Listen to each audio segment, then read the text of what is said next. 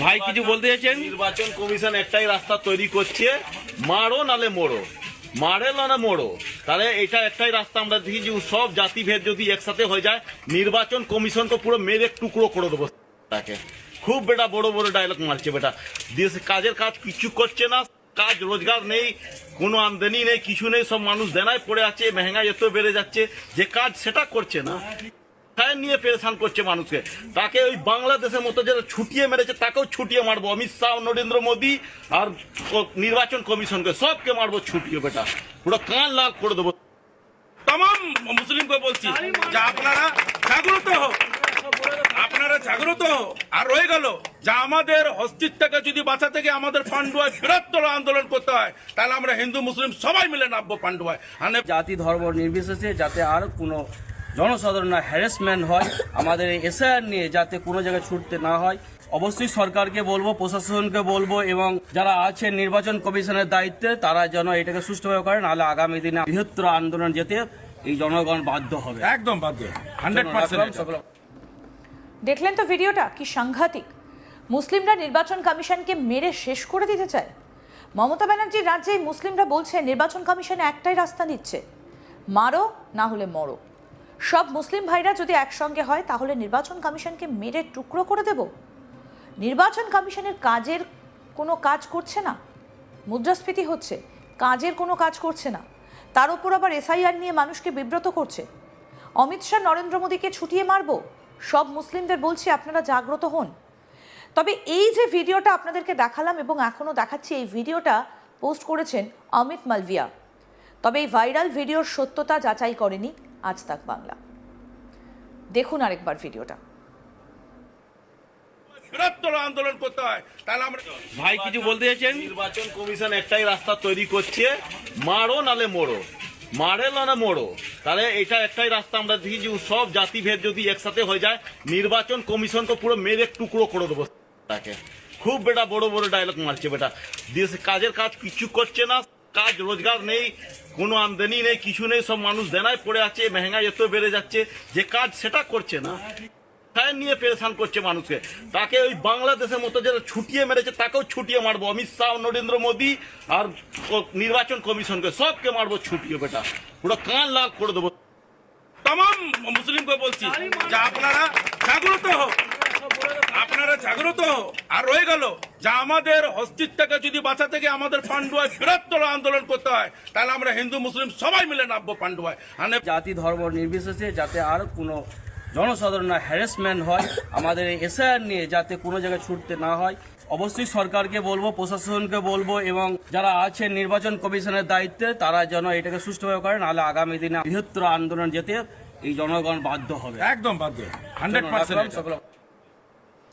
Amit মালভিয়ার x হ্যান্ডেলে প্রকাশিত সাম্প্রতিক পোস্টটা শুধুমাত্র একটা রাজনৈতিক মন্তব্য নয়, বরং পশ্চিমবঙ্গের বর্তমান রাজনৈতিক পরিস্থিতি, প্রশাসনিক টানাপোড়েন এবং আসন্ন নির্বাচনের আগে ক্রমশ তীব্র হয়ে ওঠা ক্ষমতার লড়াইয়ের একটা গুরুত্বপূর্ণ দলিল হিসেবে উঠে এসেছে। যে ভাষা ব্যবহার করা হয়েছে, যেখানে স্পষ্টভাবে মুখ্যমন্ত্রী মমতা বন্দ্যোপাধ্যায়ের নেতৃত্বকে প্রশ্নের মুখে দাঁড় করানো হয়েছে এবং দাবি করা হয়েছে যে তার রাজনৈতিক অবস্থান এখন চাপের মুখে পড়ে এক ধরনের মেল্ট ডাউনের পর্যায়ে পৌঁছেছে। অমিত মালভিয়ার বক্তব্য অনুযায়ী রাজ্যের শাসক দল তৃণমূল কংগ্রেস একের পর এক এমন পদক্ষেপ নিচ্ছে যা প্রশাসনিক স্বচ্ছতা এবং গণতান্ত্রিক প্রক্রিয়াকে দুর্বল করছে এবং বিশেষ করে এসআইআর বা বিশেষ তদন্ত প্রক্রিয়াকে ঘিরে তৈরি হওয়া বিতর্ককে তিনি রাজনৈতিক উদ্দেশ্য প্রণোদিত বলে চিহ্নিত করেছেন। তার বক্তব্যে ইঙ্গিত দেওয়া হয়েছে যে এই ধরনের তদন্ত বা প্রশাসনিক কৌশল আসলে মূল ইস্যু থেকে মানুষের দৃষ্টি সরিয়ে নেবার একটা প্রচেষ্টা, যেখানে শাসক দল নিজেদের ব্যর্থতা আড়াল করতে চাইছে। এই পোস্টটা এমন এক সময় এসেছে যখন পশ্চিমবঙ্গের রাজনৈতিক উত্তেজনা ক্রমশ বাড়ছে এবং শাসক দল ও বিরোধী দলের মধ্যে অভিযোগ ও পাল্টা অভিযোগের নতুন মাত্রা পাচ্ছে। বিজেপির জাতীয় আইটি সেলের প্রধান হিসেবে অমিত মালভিয়ার প্রতিটা মন্তব্য দলীয় কৌশলের অংশ হিসেবে দেখা হয় এবং তাই এই পোস্টটাকেও নিছক ব্যক্তিগত মতামত হিসেবে নয়, বরং একটা সুপরিকল্পিত রাজনৈতিক বার্তা হিসেবে বিশ্লেষণ করা হচ্ছে। তার লেখায় বারবার উঠে এসেছে প্রশাসনিক অস্থিরতার প্রসঙ্গ, যেখানে তিনি দাবি করেছেন যে রাজ্য সরকার গুরুত্বপূর্ণ বিষয়গুলো থেকে নজর ঘোরাতে ইচ্ছাকৃতভাবে বিভ্রান্তিমূলক ইস্যু সামনে আনছে। তিনি বোঝাতে চেয়েছেন যে আইন শৃঙ্খলা, অর্থনৈতিক উন্নয়ন, কর্মসংস্থান এবং সাধারণ মানুষের নিরাপত্তার মতো মৌলিক প্রশ্নগুলো চাপা পড়ে যাচ্ছে রাজনৈতিক কৌশলের আড়ালে। অমিত মালভিয়ার এই বক্তব্যের মধ্যে একটা বড় রাজনৈতিক কৌশল স্পষ্টভাবে লক্ষ্য করা যায়, আর তা হলো শাসক দলের নেতৃত্বের সক্ষমতা নিয়ে জনমনে সন্দেহ সৃষ্টি করা। তিনি যে শব্দচয়ন করেছেন তাতে মুখ্যমন্ত্রীর সিদ্ধান্ত গ্রহণের ক্ষমতা এবং মানসিক স্থিরতা নিয়েও প্রশ্ন তোলা হয়েছে। এই ধরনের ভাষা ভারতীয় রাজনীতিতে নতুন নয়, তবে সামাজিক মাধ্যমে তাৎক্ষণিকভাবে লক্ষ লক্ষ মানুষের কাছে পৌঁছে যাবার ফলে এর প্রভাব আরও অনেক বেশি গভীর হয়। মালভিয়ার পোস্ট প্রকাশের পরপরই সামাজিক মাধ্যমে তীব্র প্রতিক্রিয়া দেখা যায়, যেখানে বিজেপি সমর্থকরা এই বক্তব্যকে সাহসী এবং সত্যনিষ্ঠ বলে আখ্যা দেন, আবার তৃণমূল সমর্থকরা এটাকে কুরুচিকর রাজনৈতিক আক্রমণ হিসেবে বর্ণনা করেন।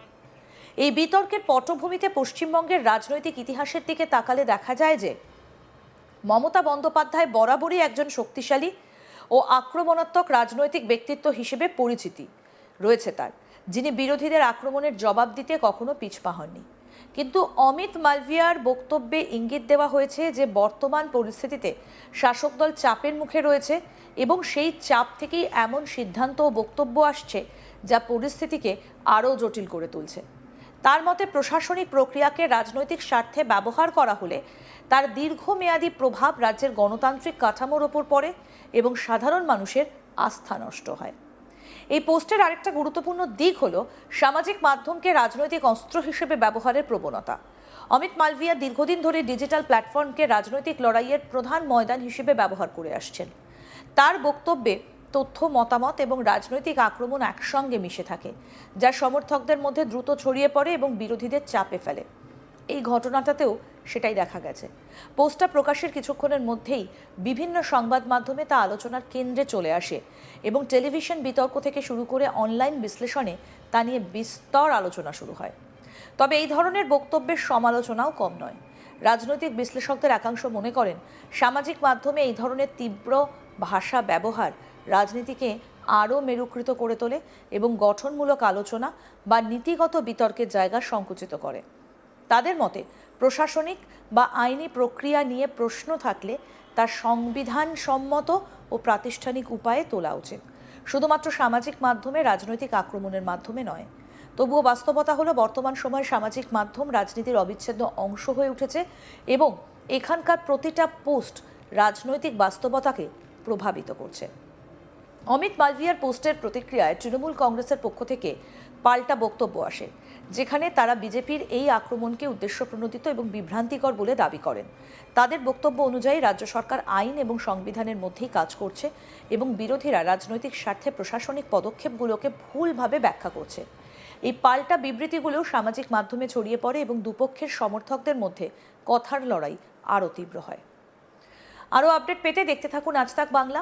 সাবস্ক্রাইব করুন, নোটিফিকেশন পেতে বেল বাটন অপশন প্রেস করুন।